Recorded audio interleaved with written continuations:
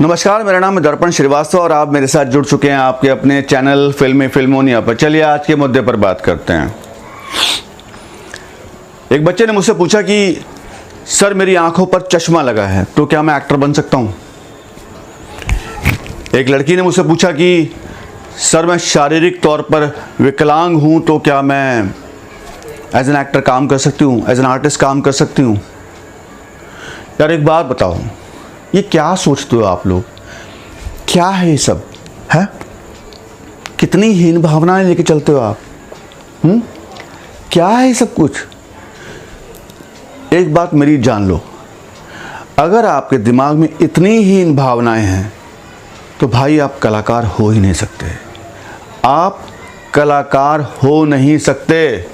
अरे कलाकार थोड़ी हीन भावना लेके चलता है यार। कलाकार ये सोचता है कि मेरे हुनर को कैसे बढ़ाना है। कभी ये सोचते हो आप कि मैं अपनी एक्टिंग को कैसे सुधारूं, मेरा जो हुनर है मैं उसको और आगे कैसे बढ़ाऊं, अपने आप को ग्रूम कैसे करूं, अपने आप को कैसे निखारूं? ना, ये नहीं सोचेंगे। सोचेंगे क्या कि मेरे में कमी क्या है, मैं कहां कम हूं। इसी में फंसे रह जाओगे यार। अपनी कमजोरियों के चक्कर में आप अपने हुनर को खो दोगे। समझ में आ रही बात क्या कर रहा हूं मैं? कितना लोग आप ही पूछते हो यार, सर मैं थोड़ा पतला हूं तो क्या मुझे काम मिलेगा? सर मैं थोड़ा मोटा हूं तो क्या मुझे काम मिलेगा? सर मैं थोड़ा काला हूं तो क्या काले लोगों को काम मिलता है? नहीं सर मैं बहुत गोरा हूं, सर बहुत गोरा हूं तो क्या मैं सर स्क्रीन पे अच्छा लिखूंगा?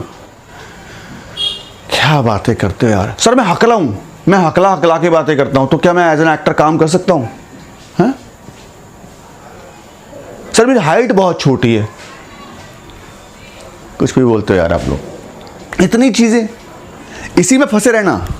मैं लंबा हूं, मैं गोरा हूं, मैं काला हूं, मैं पीला हूं, मैं मोटा हूं। हुनर पर ध्यान मत देना। तकलीफ होती मुझे ये सब बातें सुनकर, गुस्सा भी आता है, लेकिन क्या करूं यार। बेटा अपने हुनर को पहचानो, अपनी चीजों को निखारो। जो नेगेटिव चीजें उनको अब निकाल के बाहर फेंक दो यार। इतना क्यों सोचते हो नेगेटिव? इतनी चीजें क्यों लेके साथ चलते हो यार नेगेटिव? क्या?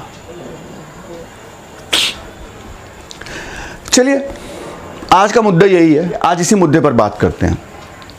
कुछ उदाहरण मैं देता हूं आपको। आई होप कि वो चीजें समझकर, जानकर आप शायद आज के बाद नेगेटिव थॉट्स अपने दिमाग में नहीं लाएंगे, अपनी कमजोरियों को लात मारेंगे और अपने हुनर को निखारेंगे। डन? हमारे एक एक्टर हैं अभिषेक बच्चन साहब, हमारे अमिताभ बच्चन साहब के सुपुत्र, अरे ऐश्वर्या राय जी के पतिदेव। कमाल एक्टर, सुपर एक्टर। अपनी हुनर से उन्होंने हम सबको एंटरटेन किया, हमारा मनोरंजन किया और लगातार कर रहे हैं। क्या आपको पता है एक फिल्म आई थी तारे जमी पर, आई एम श्योर आपने देखी होगी, नहीं देखी होगी तो देख लो भाई। उस फिल्म में जो उस बच्चे को जो बीमारी थी वो हमारे अभिषेक बच्चन साहब को भी थी, लेकिन उस बीमारी से उन्होंने लड़ना सीखा, उस बीमारी को उन्होंने हराया, उस चीज़ को अपने दिमाग से, दिल से, यहाँ तक कि जड़ से ख़त्म किया और आज वो एज एन एक्टर हमारे सबके सामने है। इसे बोलते हैं कलाकार। ये सोचने नहीं बैठे कि यार मेरे को ये बीमारी है, अब क्या होगा मेरा ज़िंदगी में। उन्होंने कहा नहीं भाई, इसको तो मैं ख़त्म कर दूंगा और मैं एज एन एक्टर अपने आप को साबित कर दूंगा, और कर दिया।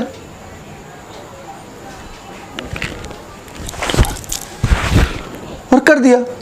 हमारी फिल्म और टीवी सीरियल की एक बहुत उम्दा अदाकारा हैं, उम्दा आर्टिस्ट हैं, जिनका नाम है सुधा चंद्रन जी। अभी मैं 15-20 दिन पहले उनके साथ काम कर रहा था। एक सीरियल आने वाला है जिसमें वो मेरी भाभी बनी है और मैं उनका जेठ बना हूँ। तो मैं उम्मीद करता हूँ वो सीरियल जल्द से जल्द आप सबके सामने है और आप देखें कि मैंने और सुधा जी ने साथ काम कैसा किया है। बड़ा अच्छा लगा उनके साथ काम करके, बड़ा सीखने को मिलता है ऐसे गुणी लोगों के साथ काम करने पर। उन्होंने काफ़ी सीरियल्स और काफ़ी सारी फिल्म्स में काम किया। तेलुगु, तमिल, कन्नड़ा, हिंदी फिल्म्स, बहुत सारे सीरियल्स किए उन्होंने। एक सीरियल आता था कहीं किसी रोज़, उसमें उनका नाम था रमोला सिकन, बड़ा कमाल हिट हुआ था, बड़ी बड़ी बिंदी लगा के वो उसमें छा गई थी। और अभी उनका एक शो था नागिन, उसमें भी वो थी। काफ़ी सारी फिल्म्स की हैं। एक फिल्म आई थी माला माल वीकली, कमाल काम किया था उन्होंने। और उनकी पहली फिल्म का नाम था नाचे मयूरी, और उस फिल्म में उन्होंने बतौर हीरोइन काम किया था। पहली फिल्म बतौर हीरोइन, हिंदी फिल्म की बात कर रहा हूँ। और आपको पता है उस फिल्म में उनका कैरेक्टर क्या था? उनका उस फिल्म में कैरेक्टर था एक डांसर का, और वैसे भी सुधा जी एक भरतनाट्यम डांसर हैं। तो पहली फिल्म में वो एज डांसर ही आई, लेकिन शायद आपको पता नहीं है इस बारे में कि एक रोड एक्सीडेंट में उनकी टांग पर चोट लगी, उनको गैंग्रीन हुआ, और उसकी वजह से उनकी एक टांग चली गई। जी हाँ, उनकी सिर्फ एक टांग है और दूसरी टांग उनकी नकली है। लेकिन उसके बावजूद उन्होंने इतना काम किया। पहली फिल्म में एज हीरोइन आई। यार इसे बोलते हैं एक्टर। अगर वो ये सोचती रहती कि मेरी तो एक टांग है, मैं कैसे करूँगी, मैं क्या होगा मेरा, उनका जो हुनर था वो ख़त्म हो जाता। अपनी कमज़ोरी पर उन्होंने काबू पाया, अपनी कमज़ोरी को उन्होंने निकाल फेंका, और अपने हुनर से आज भी लगातार फिल्म इंडस्ट्री में काम कर रही है।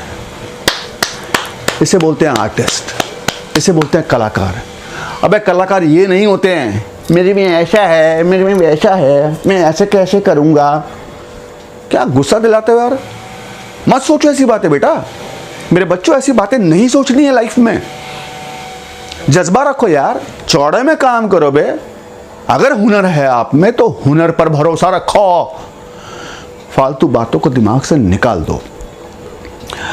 हमारे ऋतिक रोशन साहब, क्या फिल्म्स आती हैं, मैं उनकी फिल्म्स का वेट करता हूँ। आप भी करते हैं? सब करते हैं यार, बहुत अच्छे एक्टर्स हैं, बहुत अच्छे एक्टर हैं, सब करते हैं, बहुत अच्छे एक्टर हैं।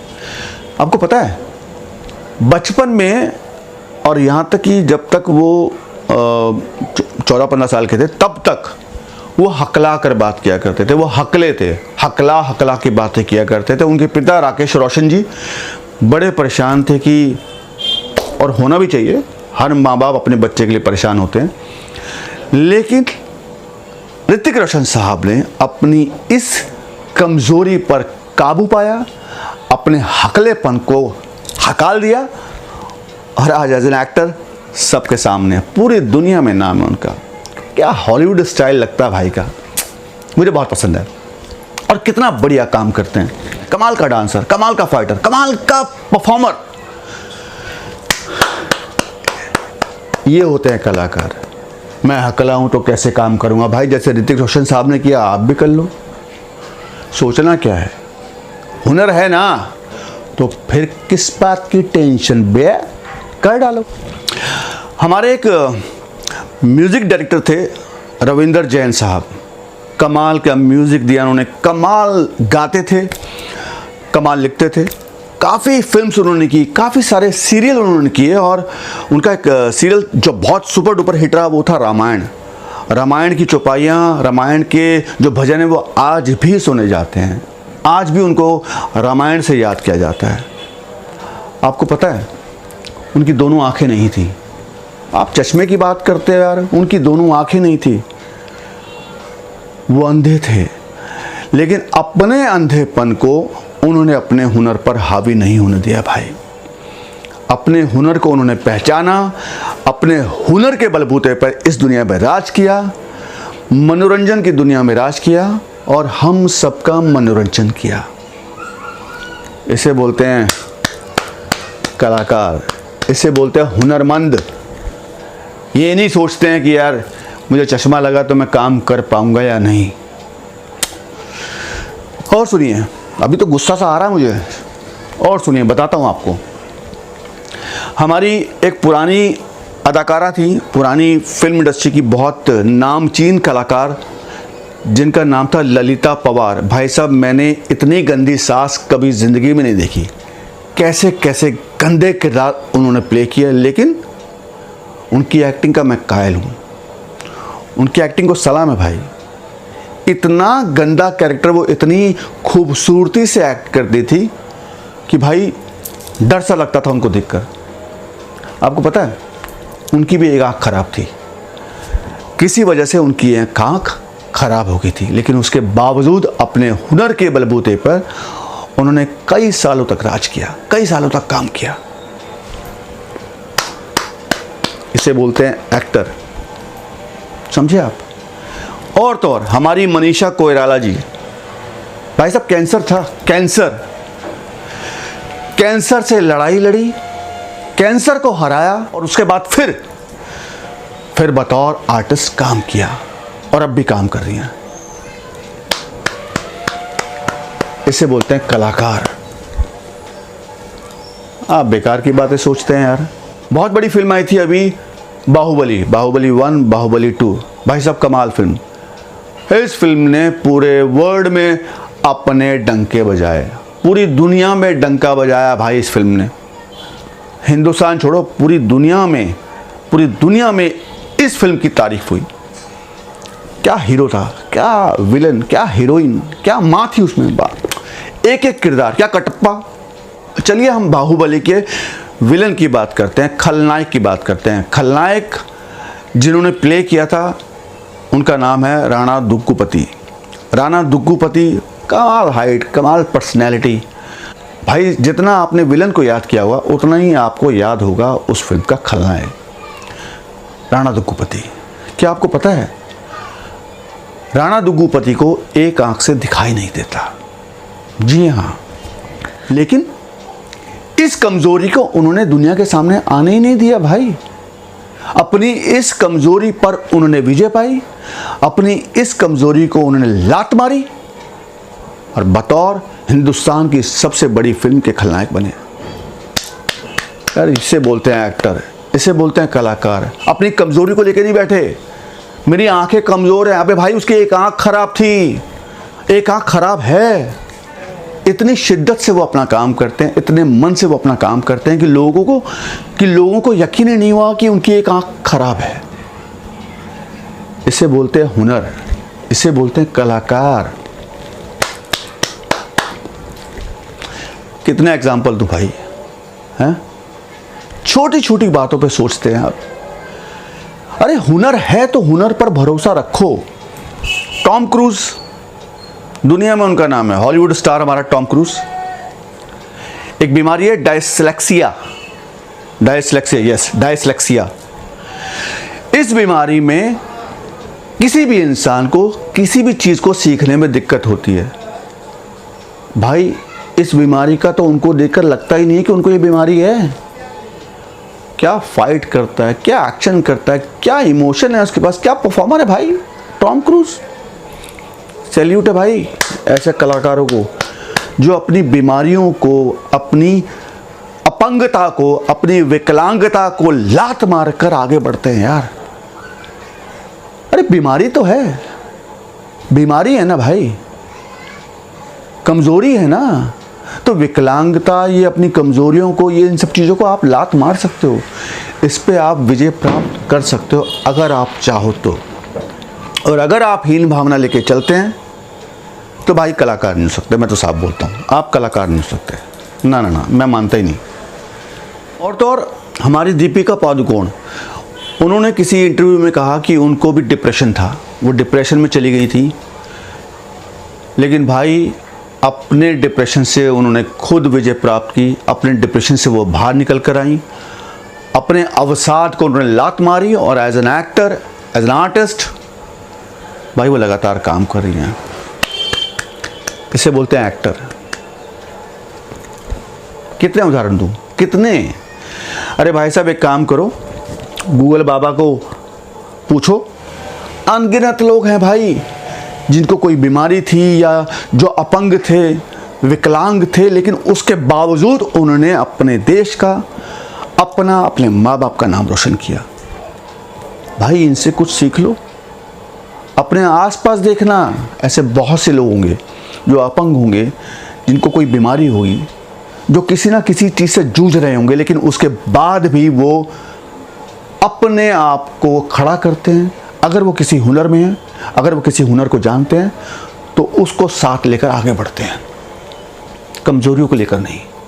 और सबसे बड़ी बात, अगर आगे बढ़ना है तो भाई अच्छी चीज़ों को सोचो, बुरी चीज़ों को जाने दो।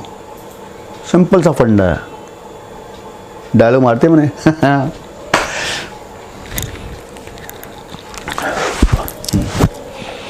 और सबसे बुरा लगता है यार ये पूछना कि सर मुझे चश्मा लगा है, क्या मैं एक्टर बन सकता हूँ? रुक जा, बताता हूँ। ले, ये ले भाई, चश्मा तो मुझे भी लगा है, 6 साल हो गए चश्मे लगे को। भाई इस चश्मे की वजह से मेरा कभी काम छूटा नहीं, और इस चश्मे ने कभी मेरे काम को पीछे धकेला नहीं। ये चश्मा मेरे काम में कभी आड़े नहीं आया, समझे? क्या छोटी सी बात सोचते हो बे? अरे भाई एक बात बताओ, चश्मा कब पहनते हैं? जब नज़रें कमज़ोर हों तभी पहनते हैं ना। आंखें खराब तो नहीं है, दिखना तो बंद नहीं हो गया ना, दिख रहा है ना, हैं? पढ़ तो लेते हो ना, तो फिर किस बात की टेंशन भाई? ले चश्मा पहन, डायलॉग्स पढ़। Ding dong ding dong ding, ding dong ding dong ding, ding dong ding dong ding dong, ओ डिंग आ। डायलॉग पढ़ लिया? ले भाई चश्मा हटा दिया, ले भाई चश्मा हटा दिया। अब परफॉर्म कर दो। Ding dong ding dong ding, ding dong ding dong ding, ding dong आ। कर दिया। अब बता भाई चश्मा कहाँ आड़े आया? कैसी बातें सोचते हो यार? तो आई होप कि जितने भी मैंने उदाहरण आपके सामने रखे, जितनी भी बातें मैंने कही, जितनी भी चीज़ें आपने महसूस करी, और जो आप आज के बाद आप गूगल बाबा से पूछेंगे, उसके बाद मैं उम्मीद करता हूं कि आप अपनी हीन भावनाओं को लात मार देंगे, जड़ से निकाल फेंकेंगे, बेकार की बातें नहीं सोचेंगे, सिर्फ और सिर्फ सोचेंगे तो अपने टैलेंट के बारे में सोचेंगे, अपने हुनर के बारे में सोचेंगे, अपनी एक्टिंग को या अपने किसी भी हुनर में अगर आप हैं उसको कैसे निखारेंगे ये सोचेंगे। पक्का? डन? ये बात। चलिए फिर मिलते हैं किसी नए मुद्दे पर नई सोच के साथ। तब तक के लिए, अरे हाँ यार मैंने कहना क्या छोड़ दिया, लोगों ने सब्सक्राइब करना छोड़ दिया। ऐसा क्यों? बोलना पड़ेगा। चलो बोल देते हैं भाई, हम अपना काम कर देंगे, बाकी काम आपका। तो दोस्तों सब्सक्राइब करो, लाइक करो, शेयर करो, और वो छोटी सी जो घंटी है टन करके दबा दो। मेरी हिम्मत बढ़ाओ, मैं आपकी हिम्मत बढ़ाऊंगा, दोनों मिलजुल कर काम कर लेंगे अच्छा सा। हैं? सही है? चलिए फिर चलता हूँ, टाइम हो गया, 9:30 हो गए। भूख लगी है।